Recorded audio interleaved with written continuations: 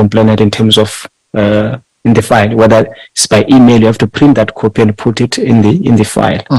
And you have to update your investigation diary to say it's not only that I called this, I did this step just like that.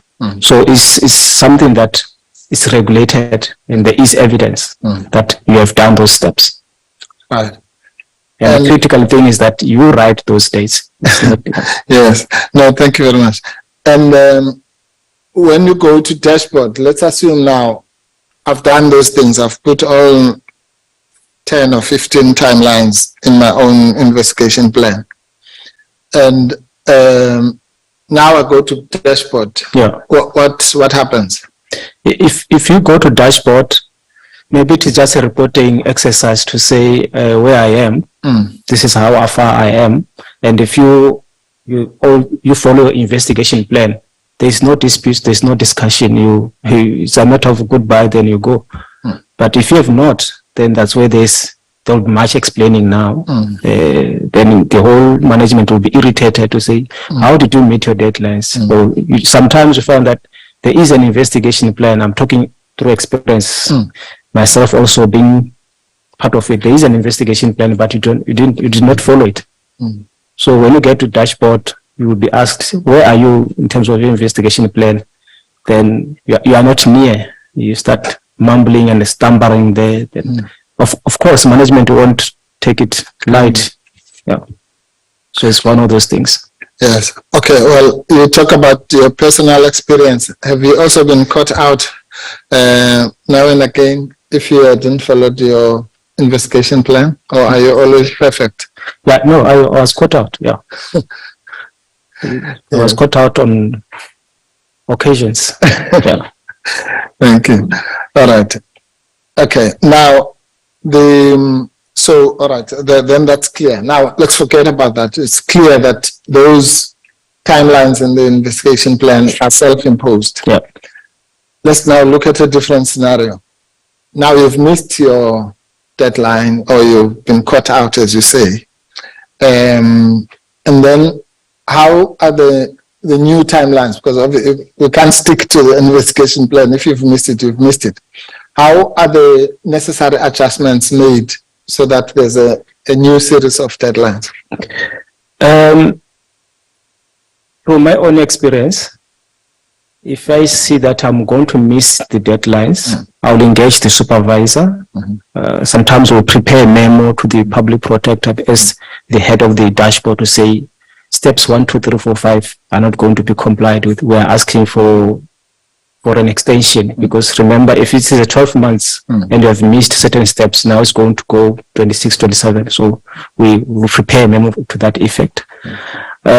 Sometimes one occasion I did not do anything. Then up front, when I was given an opportunity to present my case, I pleaded to say, I have not done what should have been done. I don't have to explain too much. I have not done it. What was expected of me, I have not done it. I have not followed my own investigation plan. In fact, when my investigation plan was looked into, it was found to be, it was malicious compliance. It was just copying and pasting. So now you have to go back and redo the actual investigation plan. In certain instances, if the investigation plan is okay, then you have missed steps, then it can be amended to that effect. So it was not like it's cast on stone or whatever, but the amendment, it is the investigator who will make those inputs to say, for this step that has been missed, this is what I'm going to do on this particular date. So it was not management that was imposing those dates. Okay, let me also just interrupt myself with something else which I discussed with Ms. Mkhwebane, I think, which is that particularly at her level, at the level of the EMs, which is quite senior, she confirmed, and I'm sure you will too, that in between what we may call the Public Protector's dashboard meeting, there would be a departmental dashboard meeting or a unit dashboard meeting led by the EM. Yeah. Is that correct? Yeah. Yes. And now So there's no monster called the Public Protector here to do all the scary things we were told about. Yeah. At the dashboard, so to speak, which happens at the departmental level. Yeah. What happens, or what is supposed to happen? Yeah, maybe I just have to small background. When this issue of dashboard started, we as investigators were not part of it. It was only the EMs who were part of the dashboard.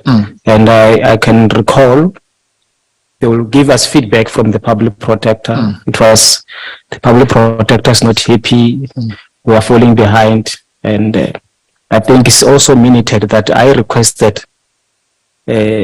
investigators to be part of this backlog so that we can hear even one or two of us just to observe, to hear this fire that is being spitted by the Public Protector, so that our peers can tell us to say, hi, So we were told that we can't be part of that until to a point when the dashboard was open to everyone.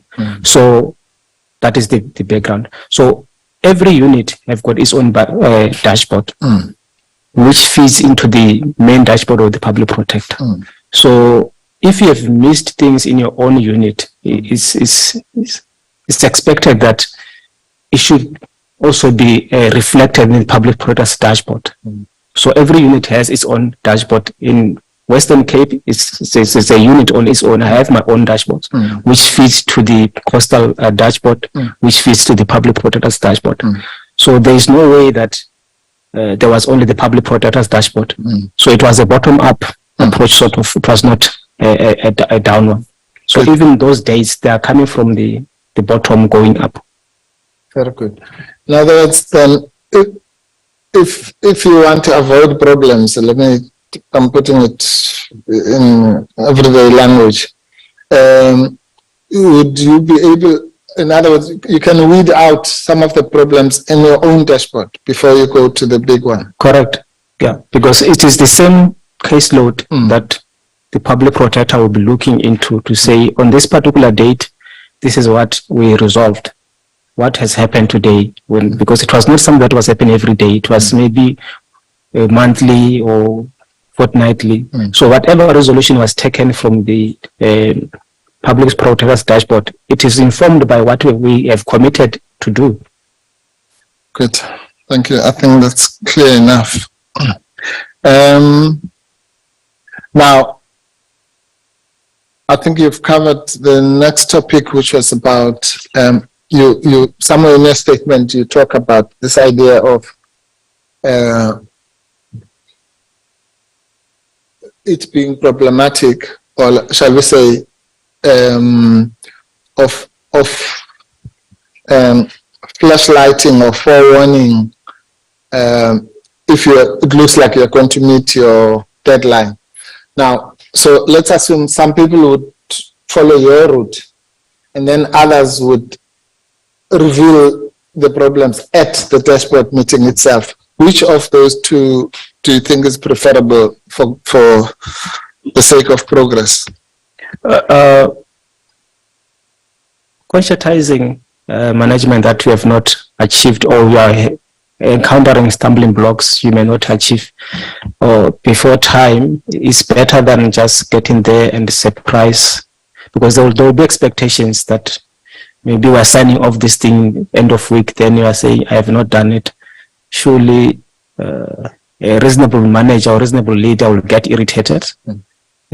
Some will get angry, but I've seen the Public Protector getting irritated, not really angry, because you are just coming now and telling me that I have not done it. What are the stumbling blocks? Because if there is anything that is stumbling you should have informed the Public Protector. I remember there was even a time when she was encouraging us to say, even an email, just send me an email and say, I'm encountering problems in terms of this deliverable. I'm missing deadline, so that I'm in a better position to know, unlike you just come as if everything is okay. Now you are telling me that you have not achieved. So communication is better. Prior communication is better. They say preemptive strike is the best defense, unlike when you are attacked, you start want to defend yourself. So doing that preemptive communication is far much better. You can get some lenience. You can get away with it because it shows reasonability and being a forward-looking person. Right. And you say at paragraph 19, you say my experience working with the public protector was that she was indeed very rigid when it comes to work done and meeting the deadlines. It is, however, not true that she was inflexible, even in the face of good reasons being given for not meeting the deadlines. Can you expand a little bit on that? Yeah, with no deadlines, then we can continue working until hallelujah. So with service delivery issues, you can't just work without deadlines. Like I said, in Home Affairs, you have people who are waiting for passports, they want to travel, some for medical reasons, and if you don't put deadlines, then those people will wait until.